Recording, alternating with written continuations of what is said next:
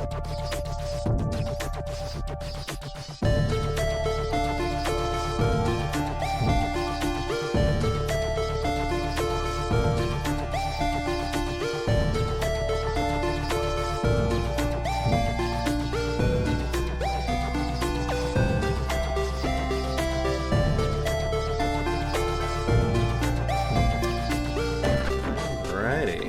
week, another episode. Hey, everyone. Thank you for joining us. Thank you for downloading the old podcastarola. Larry here. And Anthony here. What's going on, Ant? Nothing much. It is dark here right now. Yeah, it's a little early, but that's all right. We'll get the day going. Yes, I know. Thank you so much for waking me up at the butt crack of dawn. That's what we do. Well, you're going to have an enjoyable weekend, don't worry. So, you'll be doing good. That's very, very true. Very, very true. So, all right. Well, we're going to, as usual, why beat around the bush? We're going to get right into it as we usually always do, as I'm getting ready for Castlevania 2. How you doing with Simon's Quest? Yes. Oh, don't forget the subtitle. Please. How you doing with Shining Force 2? I know that you wanted to hold off, maybe do something a little special for the final battle. Have you been able to do it yet? Has life gotten in the way? No, as usual, life has gotten in the way. Travel has been getting in the way. Alrighty. It's going to be a busy couple of months between work and life. So, however, I would like to plan a day, because I still would love to live stream the end of the game just for fun. Totally. So I'm hoping that we can do that sometime in October. And then maybe what we can, and then again, what we can do is maybe we'll live stream it. And then I don't know if we can do a show while we're live streaming it or not, but we can get away. We'll figure it out. Exactly. Yeah, I think we can do it. So we'll figure it out sometime in October. So as of right now, no, I'm standing pat. I am at the final boss. I am ready to fight Xeon and destroy him and save the world and the princess and all that crap. So, woo! Victory! Because at the end of the day, it always comes down to saving a princess, doesn't it? Thank you, sure Mario. It's all Mario's fault. I know. Always gotta save a princess. Stupid Peach or Daisy or whoever ends up getting kidnapped in the meantime. Yep. Well, even before that, Donkey Kong. Yes. When he was just simply Jumpman. when he was Jumpman saving Daisy? Paula. Sorry, Yeah. Paula. Yeah, see, how come I find it funny that she had a name and he was just called Jumpman? Well, yeah, I know, honestly. I mean, what's that about? I don't know. I guess they didn't run into their landlord yet at the time. I guess not. So, but that's old arcade Mario. We're gonna jump all the way up to N64 Mario. I think. I came across on Facebook and everything. I come across these lists, and like top 5, top 10, top 50, whatever. And I sometimes I get a kick out of checking them out, seeing what's on the list. We may not agree, we may not disagree with it, but just interesting to see how other people feel should make top 10, quote-unquote, lists. And I came across one, a top 10 N64 games every retro collection needs. This is from the recently rebranded, easy for me to say, Playboy, because now they've gone away with nudity, so now they're, I guess, picking up on video games. Well, I guess they learned that... I guess they learned that they needed to cater to nerds a little bit more. Well, not really. Their sales dropped tremendously, but be that as it may. Well, I'm sure Hugh Hefner's not dying about it since he just sold his mansion. So yes, he did. Side note, did you hear about the old caveat if you bought the mansion? Yes, he gets to live there until he dies. Yes, that is awesome. And who... So do I believe so, and so do the models, right? I think they can come and go at their own free will. I think like the guy. I forgot who bought it or something. I don't know. Someone's grandson who owns like the Twinkie Corporation or something. I don't know. Someone weird bought it, and it was pretty funny. Whatever. All I know is that he's, I think, about $200 million richer, and he doesn't have to leave his home. No, and he thinks he's a ship captain because he's always wearing that dumb captain hat. Hey, you know what? If you were Hugh Hefner, you would do whatever you want. That's true. And also one more side note, then we'll get back to this. The Playboy video game for Xbox I feel is the single reason why a couple friends of mine are currently married at this time. So that's a side story for another time. So, but it's pretty fun. All right. Yeah, that we have to circle back to that one for sure. Sure will. Eventually, we'll leave a Playboy game on Xbox bears discussion since the very first Xbox, it's a retro game. Yeah. I guess it is. Yeah, you're right. Okay. Yeah, so we can discuss that and need to find out how two people can come together over that. Oh, no. They didn't get over that. It was because... All right, let's get into it. So, real quick. So, first of all, Playboy, the video game, was a horrible game. It was basically The Sims, but Playboy. Okay, and of course, I need to buy it right now. So I thought... honestly. So I thought, this is going to be the greatest game of all time. I... didn't have my license yet because, growing up in Brooklyn, who needed a driver's license? But I was also lazy. So I asked a friend of mine, hey, listen, I want to go to the mall. You want to go to the mall? I didn't really tell him I wanted to buy a video game. Just figured I wanted to go to the mall, Kings Plaza Mall. So put it into perspective. Yeah. So he's like, all right, we'll go to the mall. So we go to the mall. We go to Electronic Boutique. That's how long ago this was. EB. Yep. I remember EB. So we go into EB. And I'm looking around, and like, I beeline for it. I pick up the game. I picked up something else. I don't remember. He was just he was having a rough day. So I'm like, let's just go out. So we go there. Long story short, the woman behind the counter, she was working. I embarrassingly handed over the Playboy game to get purchased. She stared at me like, why are you buying this game? My buddy kind of thought she was very attractive and ended up calling her. Long story short, they're now married with a child. So basically, because of my need to get a stupid video game, which really they had no nudity anyway, because every time they would go to do stuff in the mansion, it would get blurred out to begin with. So well, it may have been pixelated topless. It's been a while. I don't know. So since they got married and everything, now do they just take it upon themselves to make fun of you every time they bring up the story? No, they've probably because I would. They've forgotten about it. But because you needed a porn game. Well, we're married with a kid. Game. Thank you. But I was kind of hoping they'd mention something about it during the wedding, but they didn't. So I was a little. It's all right. I got over that, but well, they were obviously too nice. And those are horrible friends to have. Nope, they are very wonderful. Their daughter is lovely, and I'm happy that I was able to bring the two of them together. You can tell her that story one day of how she came to be. Well, it all started with the Playboy game on Xbox, pretty much, and the game itself was just Hugh Hefner. It was like 1960s Hugh, like we had Playboy at night or Playboy After Dark. Wow. Be that as, I probably still have it too. So, that wouldn't surprise me. Actually, no. I think I may have sold it back for like a nickel. I don't know. Anyway, but so these top 10 lists. Let's move on from that story. Yeah. So again, Playboy magazine is now more of it's like Maxim, kind of like a lifestyle magazine, and they've been putting up some lists for video games, and one of them that caught my eye is this, like I mentioned, top 10 Nintendo 64 games every retro collection needs. And we're going to go through this. We're not saying this is a top order. We're not saying it's even in numerical order as far as what should be top or not. But I think we're going to have some of our opinions, and I think me and you may want to switch out a couple of these games here.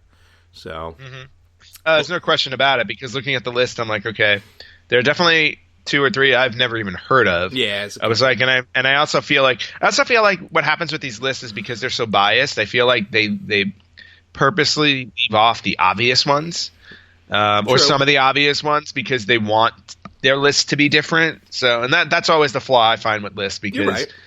Yeah, because you look at them and they're like, oh, it's these are the top 10 you should have, and it's like, well, yeah, conveniently there's always like half of them that are different. Oh, totally. That's why, it kind of just, we run with it and, pretty much take it from there. And let's get into this. And right off the bat, it's going to be one that I've heard about, I've never played, I've read about it. It's called Mischief Makers. Basically, it's, even like it says in the thing, it's basically a robotic maid. And it's a 2D side-scroller. I don't really know much about the story, because, again, I never really played it. But I have read a lot about it. It looks very cartoonish. It looks fun to play, but this may be one may have to pick up at a retro expo one day, because I got to imagine there's no question about it.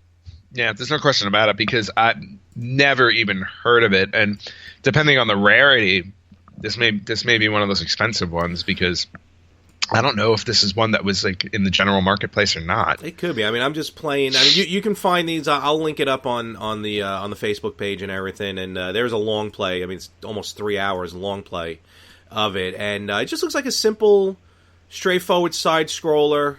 Actually has more of a, to me, like a circus feel to it. Maybe it's not a maid, but a circus. But it just looks like a simple, straightforward side scroll that I probably would have bought anyway. But it does sound very Japanese. Existed. Yeah, honestly. It sounds very Japanese, though, and it looks like it would be like a Japanese-only game. Yeah, I mean, it's interesting. I mean, it's vibrant, is what it is when you look at it. It's bright, yeah. It's definitely very colorful, very cartoonish, and it did a really good job of really combining the 3D element of the N64 with a 2D side scroller. So that one's pretty cool. I may have to be on the lookout for that one. Also, N64. Well, you be on the lookout for that one. I'm probably going to skip it. Up next on the list, I think that we've all owned this one, Star Fox 64. Yes. Star Fox 64 definitely makes my top 10 for N64 games, no question about it. The fact that the title of this list is 10 Nintendo 64 games, not top 10, is why I'm allowing this to be at number 9, because if it was a top 10, this would definitely be higher on the list. No question about it. But Although, considering the way that they're counting it down, I think this is a top 10 for them. Star Fox 64, obviously the predecessor. Predecessor or sequel? This would be the sequel. The original, okay. The sequel. You don't know the difference between predecessor and sequel? No, it's 8 o'clock in the morning here. I'm sorry. Well, it's 5 a.m. here, and I still know. But Star Fox, any incarnation of Star Fox has been phenomenal, and Star Fox 64, I think, really shot it into the atmosphere there. After how big it was on Super Nintendo.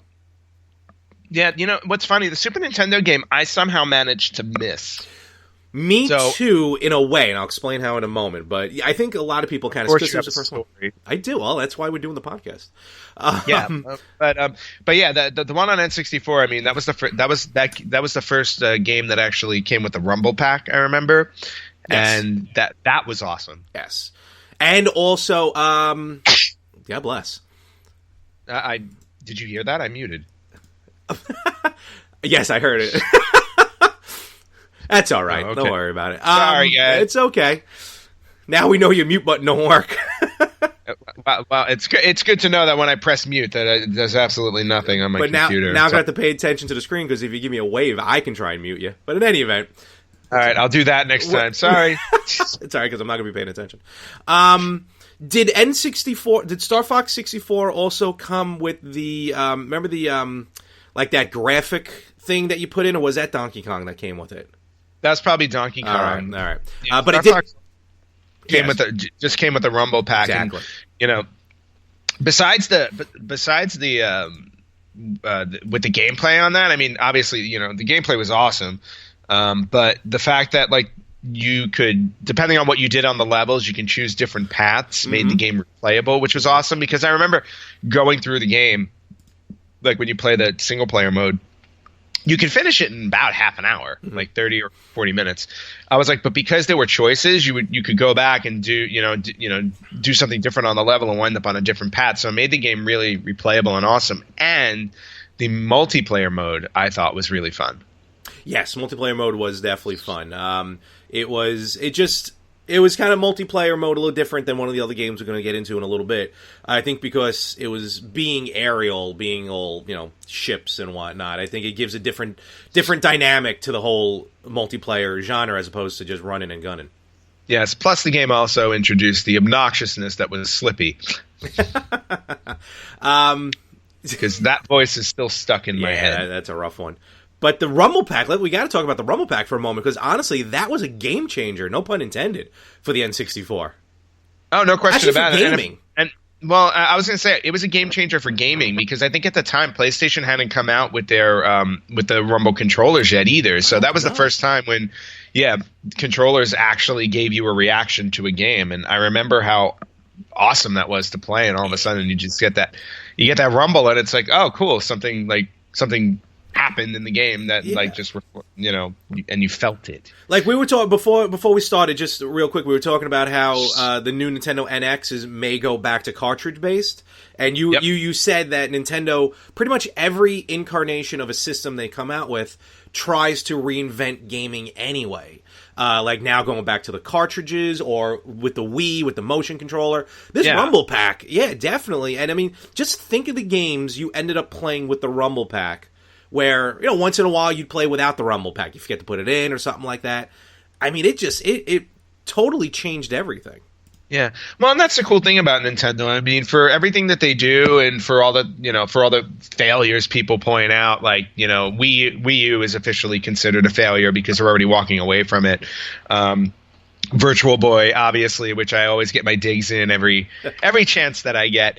You VB owner. But I mean, for every system that they fail with, they're the ones that really do drive the gaming industry forward with their, with all of these new and innovative ways. I mean, NX sounds like a great system because the retro gamer in me just like already is excited because we're going back to cartridge, because I'm curious to see now in 2017 how much can be done on a cartridge, because they had left that behind with the N64.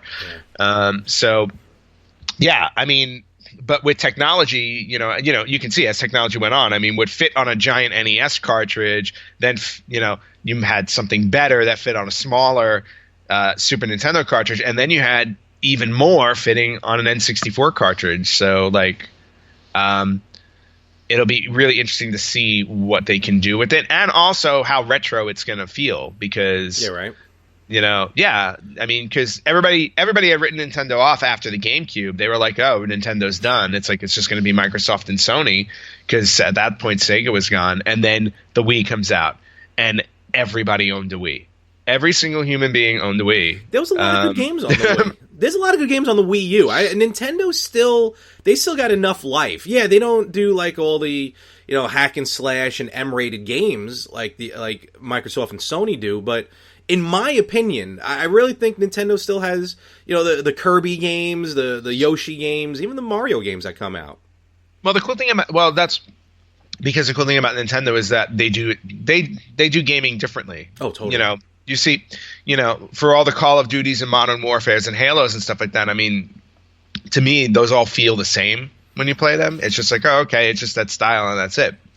You play, you play Nintendo games, I mean, granted, they've got, 30 years of equity on all of these properties, but when you play a Mario game and a Zelda game and all that, like, they're always going to be different. They're different experiences. So, and that's what's really cool about them. Yeah. So, which is what brings it back to Star Fox, because Star Fox, like, to me was like, it wasn't your typical space shooter, because, it wasn't just you got in a ship and you flew. It's like you got in a ship and you flew, but you also had 3 wingmen with you. It gave you a whole different experience and feel. And then obviously the Rumble Pack added a whole other dimension to it that was really good. And then even the Star Fox on Super Nintendo was a bit of a game changer, literally, because they had that, what was that chip? The VX7 or something like that? That's right. Into it. Mm-hmm. So, and real quick, you're saying how you never played really Star Fox. The only I didn't own the original Star Fox, but I bought through the Nintendo. I remember they had to put out a catalog for a moment. The Star Fox competition version, because they did like a college campus competition. It was like the highest points in it was supposed to be 12 minutes, but for some reason mine was like 10 minutes, 27 seconds. Okay. That's the only Star Fox I owned. Well, at least you owned one. Yeah, it was fun.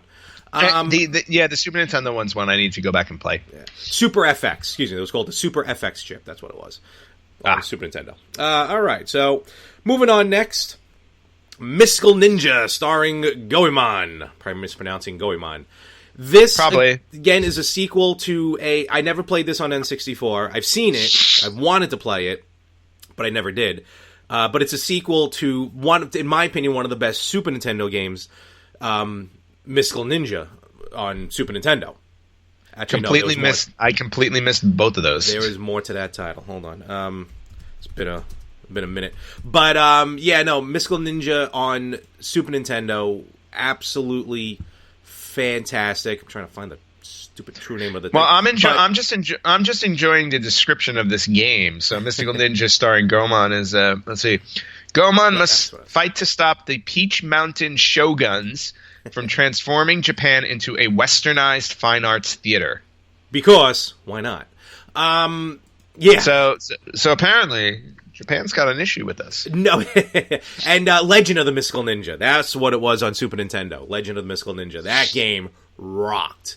And yeah, this game is straight from Japan. I mean, just looking at the box art, looking at the name, looking at pretty much everything about it. And there's been a few games on it. Couple on the Game Boy, obviously this one for N64, one on my favorite, nope, never mind, Virtual Console. I was going to say this is not a Virtual Boy one. But, I do find it interesting how open world it kind of looks.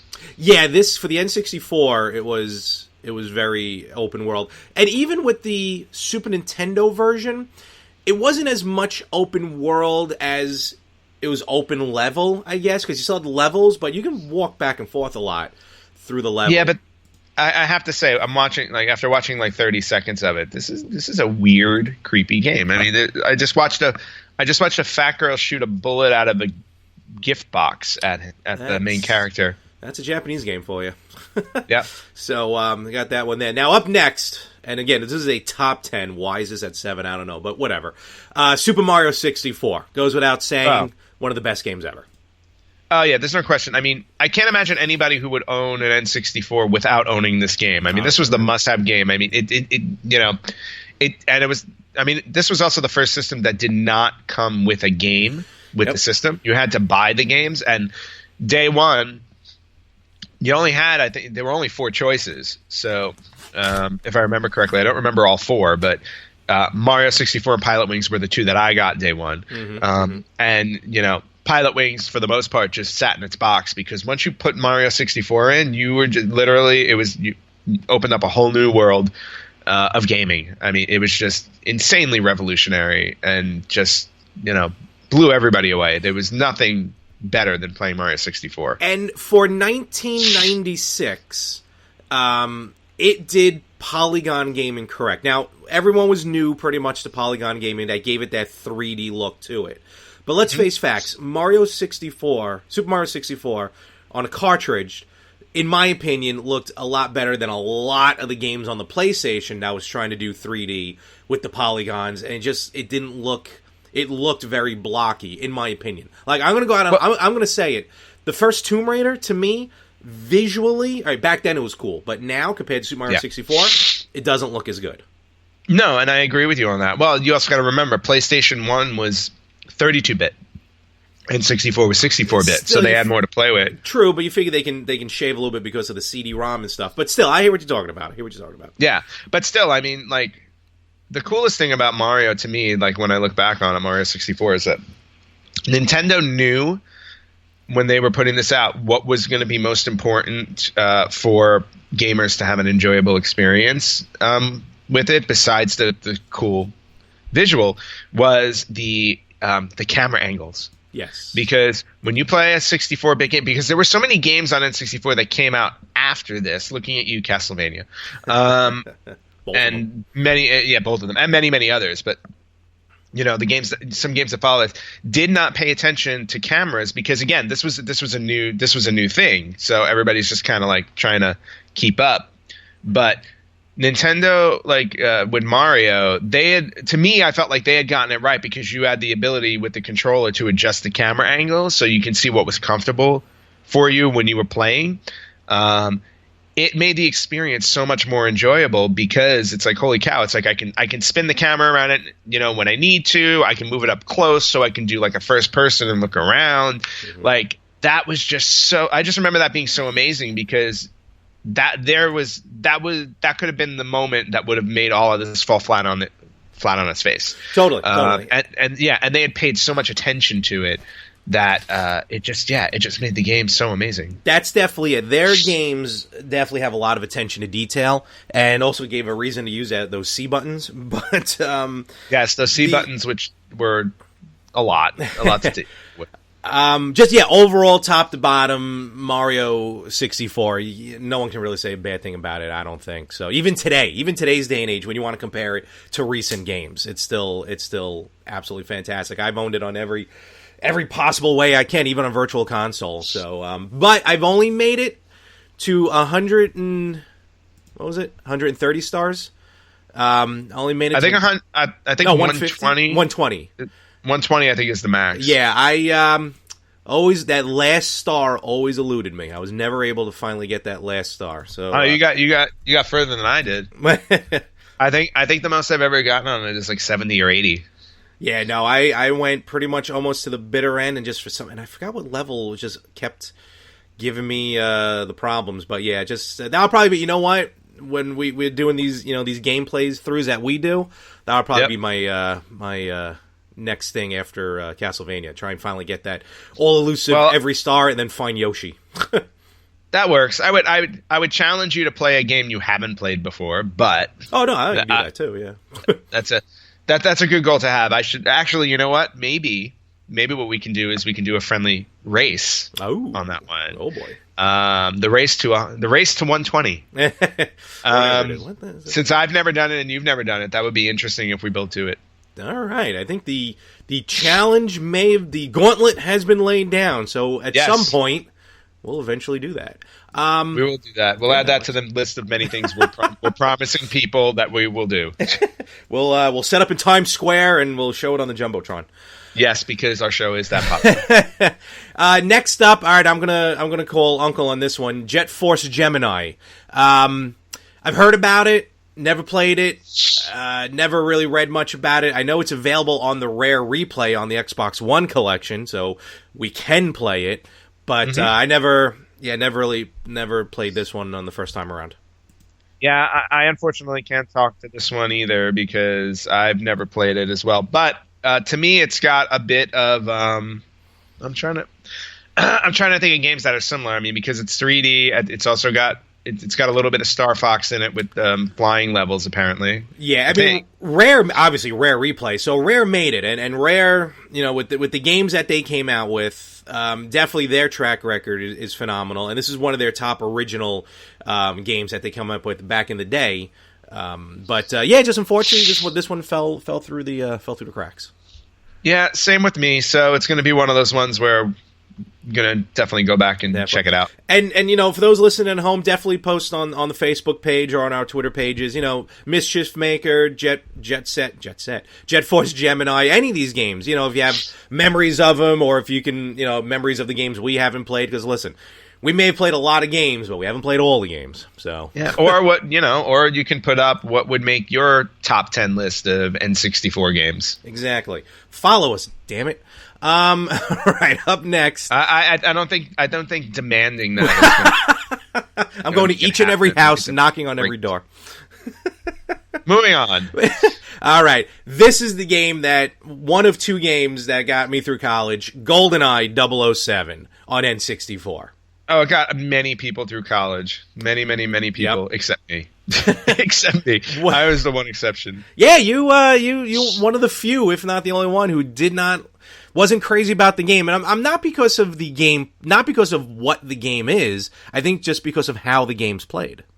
Yeah, I've had a long, complicated history with first-person shooters, and unfortunately, they mess with my head, like literally mess with my head to the point where I get pain. So it's right. So first person shooters for me have always been difficult because of the headaches that they cause. As graphics have improved over time, I've found a handful that became tolerable, like a Left 4 Dead. Yep. Which I know is a more current game. Like for some reason, like that one seemed to not bother me so much. But back in the day when when we're dealing with polygons and stuff like that, any first person game, I mean, between GoldenEye, Perfect Dark, which everybody talks about as well. Yep. But even I remember the South Park game. I bought the South Park game for N64, which was also a first person shooter, quote unquote.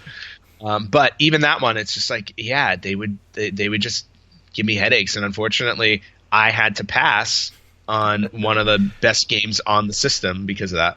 Well, you have a Wii U. You know, I mean, if you ever wanted to pay, I'm sure it's cheap now. They've redone. They redone GoldenEye. They redid GoldenEye. They've redone for the Wii. Your English is fantastic. Yeah, it's Brooklyn. On the Wii, so you can play it on the Wii U. And what's fun is when they remade GoldenEye, they actually threw Daniel Craig in it as opposed to Pierce Brosnan. So, well, that's an upgrade. Yeah, so may get a kick out of that. But GoldenEye, let's face facts. I mean, this game multiplayer was the key to the death matches. The key to this game. The tournaments that I would hear about, in college, again, to your point, in college dorm rooms and everything like that, it was always about GoldenEye deathmatch tournaments. And, it was such a big thing. It really was. 4-player, one of the first 4 players. Remember, it's not the first 4-player system, but N64 was the first one with the 4 ports on the front. So right out of the box, it was 4-player. You know, the 4 everyone played on the same screen, 4 boxes. I mean, and you can customize these death matches almost however you wanted to. I mean, hours on end. Probably why I got the grades I got. Pretty much. Yeah. And but yeah, and we can do a whole episode eventually just on GoldenEye.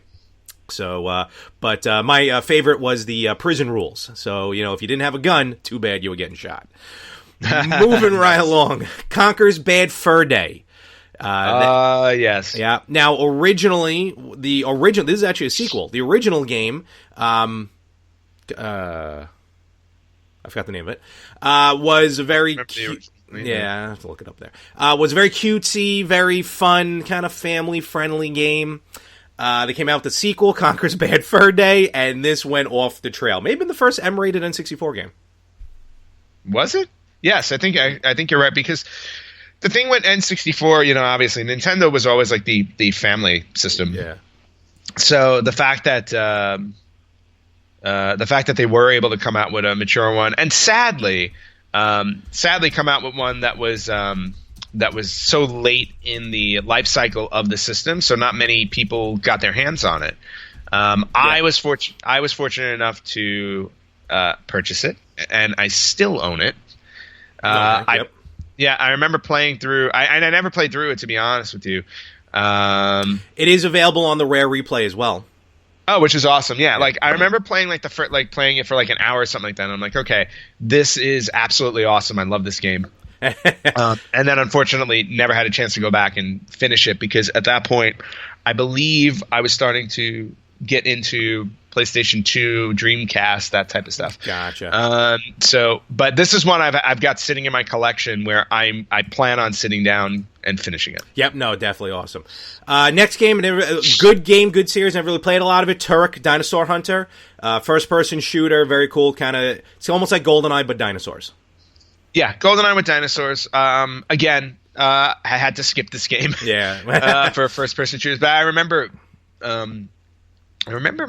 I want to say my nephew. I think my nephew played a later version, though. I think there was a Turok on. There was, yeah, on 360 or something like that. But I remember seeing this game, and I was like, "Oh, okay, that's cool." I mean, I would want to kill dinosaurs. Yeah, it was definitely pretty cool. The different aspect there. Banjo-Kazooie, also Banjo-Tooie, the sequel. Yes, we're flying now. Well, because neither one of us had ever really played Turok. I really played very little of Banjo-Kazooie. Again, also available on the Rare Replay, because Rare put out that excellent compilation. Yes. So, yeah, and the Banjo games are that whole series I've actually never picked up and played. But again, it's one of those things where you hear such great things about them. I remember like the Banjo games and the other one, Crash Bandicoot, are two series that I never ever picked up and played, but I always wanted to. Yeah, Crash Bandicoot was a little weird, but the gameplay, because it was going forward. But Banjo-Kazooie, I played a little bit on the Rare Replay. Definitely one I'm kind of sorry I missed out on, but it had that N64 Super Mario 64 gameplay to it. So. Oh, cool. Then I own Rare Replay, so I'll definitely go back and play it. And then finally on this list, which is really the one we'll probably spend a little bit here, Legend of Zelda, Ocarina of Time, and honorable mention, Majora's Mask, even though I feel Majora's Mask is not a good game. But Ocarina of Time, if it's not the number one game on the N64, it's definitely 1A, because Legend of Zelda, Ocarina of Time was phenomenal. Oh God, yeah. I mean, where Mario started, Mario started the whole 3D gaming revolution, Ocarina of Time took it to a completely different level, because you really got the first feeling that you were in an open world. Yeah, open world gaming has become all the thing now. If you look at a game like No Man's Sky, which just came out, and yes. I hear it's been getting beaten up in the reviews because, unfortunately. But anyway, that whole concept of like you can just fly out into the universe, an infinite universe of multiple, just like endless worlds that get randomly generated. 18 quadrillion. 18 quadrillion. Okay. So the reason why that exists is because of a game like Ocarina of Time, which introduced the whole open world where you can just grab Link, jump on your horse Epona, and ride your way through the world. Not only that, it's to me, it's the first game I was really, really thrown into the story itself. Like Super Mario 64, you're just playing to play. Zelda, Ocarina of Time, you are in the story. Yeah, it was completely immersive, and even though you were going back to the age-old story of you got to go save the princess and all that crap. I mean, just the whole aspect of being Link and just walking around and experiencing all of these things, all these areas and the journey through time. When you go from young Link to adult, there are so many memorable moments in that game, down to the ocarina songs. Like I can still hear them in my head. You can't go to a con. Songs. Yeah, you can't go to a con now, a Comic-Con or anything, without seeing someone selling ocarinas. Yeah, and that's because of this game. I mean, I didn't even know about ocarina, the instrument, before this game. And I think they existed before the game. Don't get me wrong. They're a real instrument, I think, that existed before the game. Ocarinas, I believe, have existed for, I think, several hundred years. Oh, yeah, no, they've been around for a while, yeah. But I guess Miyamoto finally picked one up one day and let's throw this into a game. So, and now now I need to find out. So let's see. The history of the ocarina, blah, blah, blah, blah. Okay, so the ocarina believed to date back over 12,000 years. Okay, so a few hundred. All righty. Yeah, so, a little more than a few hundred. I mean, but, okay, so, you're talking about a 12,000-year-old instrument that most of modern... Maybe this is why the Japanese hate us, that modern Western civilization has no knowledge of. I don't know. But yeah, just the idea of, taking a simple ancient musical instrument and using it for the premise, as a very big prop or, for a game. Just, astounding. Absolutely astounding. So, and then that rounds out the top 10 here. I think we can do whole episodes about Zelda and stuff like that. But with this... but you know what? I think we should take a moment to talk about things that are missing on here. Because like I said when we first started out, top 10 lists to me are always biased. And I feel like they purposely leave off other amazing games for the sake of putting ones on there that they're maybe hoping you don't know exist, that you'll go out and play them. But what is someone yours? So my top 10 definitely include, again, I mean, this one I can understand why it would not make a top 10 list, because you had to be a wrestling fan to enjoy it. But the WWF games at the time, which were WrestleMania 2000, No Mercy, of course, the WCW games, Revenge and World Tour. I mean, those completely changed the way you played wrestling video games. They really did. I mean, the 4-player action, the different modes, the storylines that they started putting in there. It was like... It really set the bar for wrestling games that I think most people don't even think they've ever been able to meet that since. It's been a while. At least it's been a while since they're able to change the way you played it. You know what I mean? Yeah, exactly. So, a game like that is definitely one to mention. The fact that Mario Kart 64 isn't on the list, I feel like, is definitely a strange omission, because Mario Kart 64 to me is probably the best, or one, if not, or the one or two best racing games ever made. Yeah. Because that one also, with the 4-player mode and the 3D and just absolutely stunning game. Totally. The Mario Party series. Yep. The Mario Party series, I know, those are tough to get your hands on, and I'm very happy that I own all 3 for the N64. But I remember getting blisters on the middle of my hand with my younger sister and my friends, because we would play those games to death, and there were mini games in that. Again, also like one of the first games to like do that format too, with the board game and the mini games. But turning the joystick, like you had to like turn it in circles, clockwise or counterclockwise to do things, and I just remember burning through the skin in my hand playing that game so awesome. Oh, you're right. So I'm agreeing with you each and every one of these so far. So yeah, and of course, Super Smash Brothers. Yeah, that's what started it. Yeah, the very first Super Smash Brothers was on N64, if I remember correctly. It sure was. Wrong? Yeah, so it's like. Yeah, so I mean, you just think about that game and how that game like changed things too. I mean, that game just endless amounts of fun, and I wish I still owned it. I do not. Oh wow! And I believe it's one of the more. I think it's a pricier one to get now. Probably. You know, I'm going to agree with every one of those games on your list. The only one I would add personally, again, going back to college, it sounds stupid, but Pokemon Puzzle League. Yeah, it's a Pokemon game, but it's really Tetris 2 with a Pokemon mask on it. That game, because Tetris 2 was such a fun game. Another one we played a lot with in college, mostly muted. But it was still a fun party game to get a couple people together and just kind of do tournaments there as well. So I would throw Pokemon Puzzle League into that mix. Well, it's funny. I still have Pokemon Puzzle League. Oh, do you? I do. Yeah, I do. And I do agree. Actually, what's interesting in my collection of N64 games, as I went back and went through them, because I don't have a ton. I have maybe like 20 or 25. Okay. But four of them are Pokemon games. Wow. Yeah, because Pokemon Puzzle League was one. Pokemon Snap, which I remember that was fun.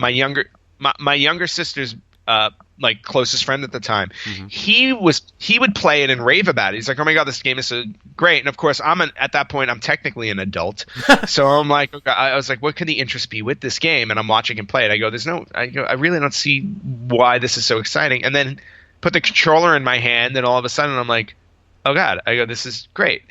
And of course, I honestly don't think you would have Pokemon Go on your mobile phone without Pokemon Snap. Because the concept of Pokemon Snap was you were a photographer going through these lands and you had to take pictures of Pokemon as they appeared. And the better the picture was, the more points you got. Mm-hmm. And now, you fast forward 20 years and everybody's doing it on their cell phone now. Forget about it. It's wild. And also, let's beyond Pokemon, Tony Hawk. The Tony Hawk series started, Tony Hawk's Pro Skater. We played that game endlessly, and I never rode a skateboard. No, neither. No, I mean, God, no. I definitely wouldn't have had the balance or equilibrium to do it back then. Maybe now, but Tony Hawk Pro Skater 2 was by far like one of the best fun games I've ever played. And I mean, Tony Hawk at this point, I think they've kind of run it in the ground, but.